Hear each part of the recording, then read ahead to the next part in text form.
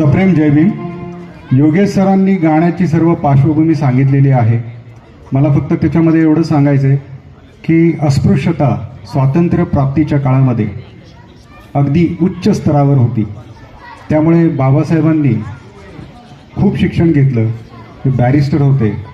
तरीसुद्धा त्या हॉटेल मालकाने अक्षरशः डोक्याला तिडी काढण्यासारखं महार बॅरिस्टरला पाणी मिळणार नाही अशा प्रकारचे शब्द उच्चारले होते.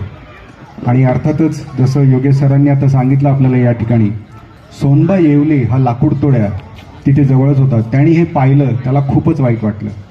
त्यांनी संपूर्ण हयातीमध्ये मला वाटतं जवळजवळ 49पर्यंत तो जाईपर्यंत शेवटपर्यंत तो पाण्याचा माठ भरून दररोज त्या पनवेल नाक्यावर उपस्थित असायचा आणि विचार करायचा की कधीतरी बाबासाहेबांची मोटार या दिशेने येईल आणि मी माझ्या बाबांना पाणी देईन. अशा हे आशयाचं हे गीत आहे. बघूयात आपल्याला कितपत आवडतं. आवडलं तर टाळ्या जरूर द्याव्यात, नाही आवडलं तर जोरदार द्याव्यात. म्हणजे मला असं कळेल की जास्त तयारी करण्याची गरज आहे.